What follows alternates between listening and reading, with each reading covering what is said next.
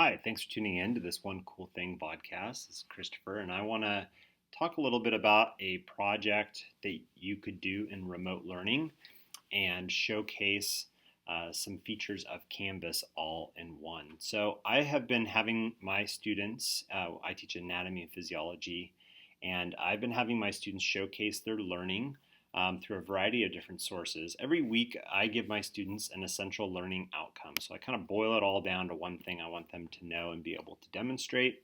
And I frequently have them showcase that through a combination of writing, drawings, which we call sketch notes, and then usually some sort of video where they showcase that work.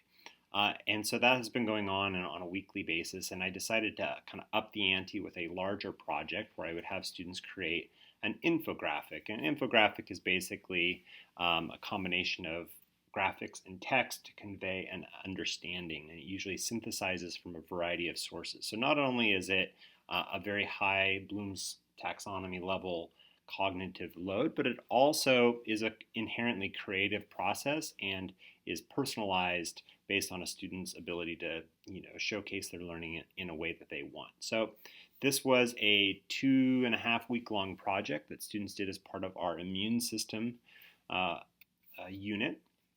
And so you can see the assignment here, how it kind of walks through what they were doing and why, the timeline of the project. They got to spend the first day kind of brainstorming ideas about COVID in breakout rooms. We talked about how you should use an infographic to really convey an understanding.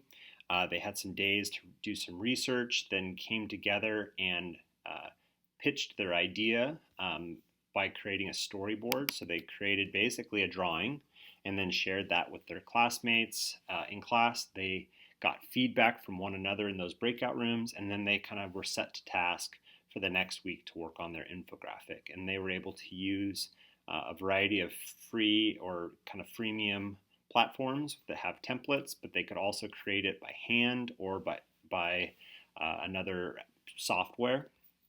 They had to use 3 different sources, cite those sources appropriately, including any pictures, and then they all had a rubric that was tied to the assignment. So you'll notice that it's open-ended in terms of content. It's not about content, it's about their ability to cohesively pull together sources to convey a learning goal, and that they're able to use color and text and organization to convey their understanding. And so students had this from the beginning.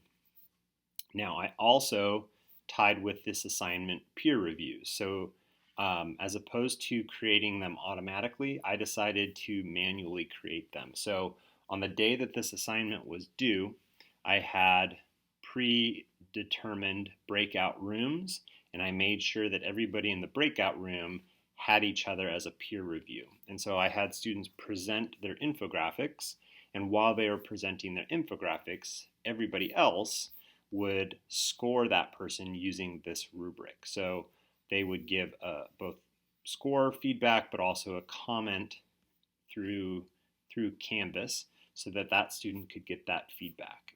When I went to go and grade it, and I clicked on SpeedGrader, go ahead and showcase some of these, this is what I would see. And so I want to just showcase some of the work that students did, and then I'll talk about how I did the grading. So this student, he created an infographic purely from scratch. He used Adobe Illustrator, and this one was all about showcasing mask types and their effectiveness and the different types of effectiveness based on the material.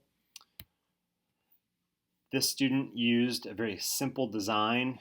I believe she used one of the template softwares. This one was talking about the symptoms of COVID-19, and I learned something I didn't know about COVID toes. And then she linked to a separate document for her works cited.